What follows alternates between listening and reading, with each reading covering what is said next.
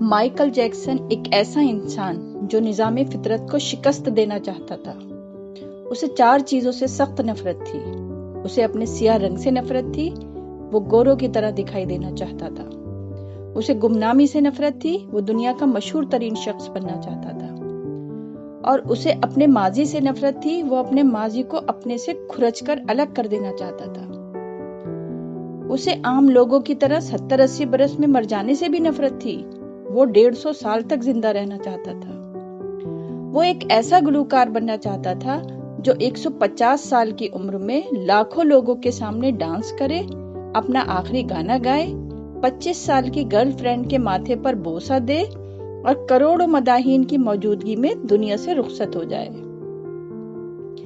Michael Jackson کی آنے والی زندگی ان 4 خواہشوں کی تکمیل میں بسر ہوئی۔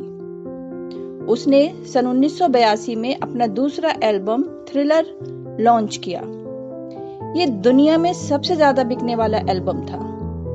1 ماہ میں اس کی 6.5 کروڑ کاپیاں فروخت ہوئی تھی اور یہ Guinness book of world record کا حصہ بن گیا تھا۔ مائیکل جیکسن اب دنیا کا مشہور ترین گلوکار تھا۔ اس نے گمنامی کو شکست دے دی تھی۔ مائیکل نے اس کے بعد اپنی سیاہ جلد کو شکست دینے کا فیصلہ کیا اور پلاسٹک سرجری شروع کرا دی۔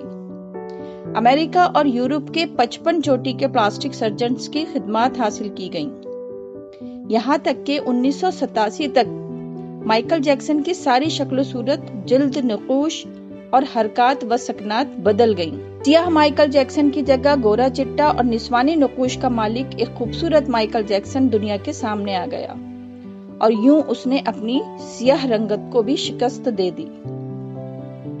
اس کے بعد ماضی کی باری آئی۔ مائیکل جیکسن نے اپنے ماضی سے بھاگنا شروع کر دیا۔ اس نے اپنے خاندان سے قطع تعلق کر لیا، اس نے اپنے ایڈریسز تبدیل کر لیے، اس نے کرائے پر گورے ماں باپ حاصل کر لیے اور تمام پرانے دوستوں سے بھی جان چھڑا لی۔ ان تمام اقدامات کے دوران جہاں وہ اکیلا ہوتا گیا، وہاں وہ مصنوعی زندگی کے گرداب میں بھی پھنس گیا۔ اس نے خود کو مشہور کرنے کے لیے ایلوس پریسلی کی بیٹی لیزا میری پریسلی سے شادی کر لی۔ اس نے یورپ میں اپنے بڑے بڑے مجسمے بھی لگوا دیے اور اس نے مصنوعی طریقہ تولید کے ذریعے ایک نرس ڈیبیرو سے اپنا پہلا بیٹا پرنس مائیکل بھی پیدا کرا لیا۔ ڈیبیرو کے بطن سے اس کی بیٹی پیرس مائیکل بھی پیدا ہوئی۔ اس کی یہ کوشش بھی کامیاب ہو گئی۔ اس نے بڑی حد تک اپنے ماضی سے بھی جان چھڑا لی، لہٰذا اب اس کی آخری خواہش کی باری تھی۔ وہ 150 سال تک زندہ رہنا چاہتا تھا۔ مائیکل جیکسن طویل عمر پانے کے لیے دلچسپ حرکتیں کرتا تھا۔ مثلاً وہ رات کو آکسیجن ٹینٹ میں سوتا تھا، وہ جراثیم، وائرس اور بیماریوں کے اثرات سے بچنے کے لیے دستانے پہن کر لوگوں سے ہاتھ ملاتا تھا، وہ لوگوں میں جانے سے پہلے منہ پر ماسک چڑھا لیتا تھا، وہ مخصوص خوراک کھاتا تھا اور اس نے مستقل طور پر ڈاکٹر ملازم رکھے ہوئے تھے۔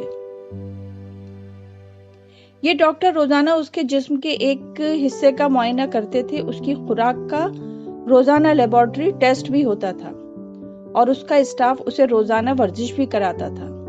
اس نے اپنے لیے فالتو پھیپڑوں، گردوں، آنکھوں، دل اور جگر کا بندوبست بھی کر رکھا تھا۔ یہ وہ ڈونرز تھے جن کے تمام اخراجات مائیکل اٹھا رہا تھا، اور ان ڈونرز نے بوقت ضرورت اپنے اعضاء اسے عطیہ کر دینے تھے۔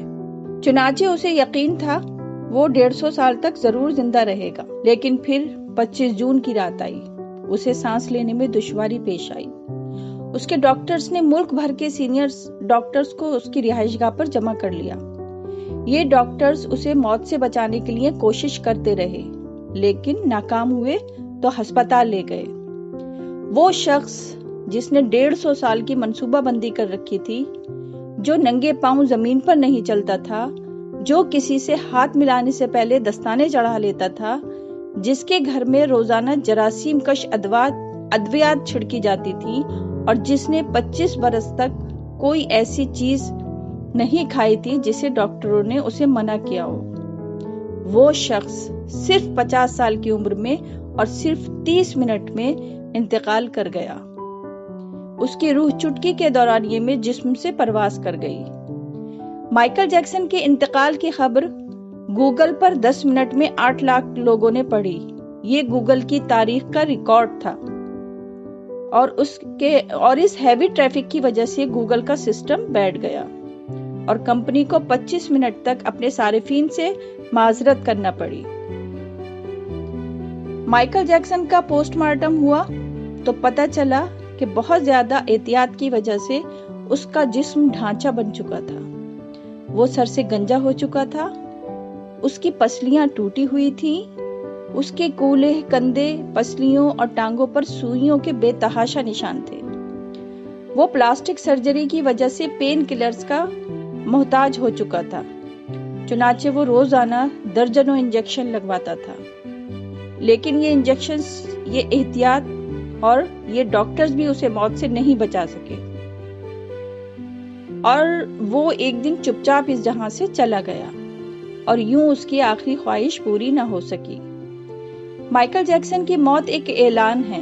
इंसान पूरी दुनिया को फतह कर सकता है, लेकिन वो अपने मुकद्दर को शिकस्त नहीं दे सकता।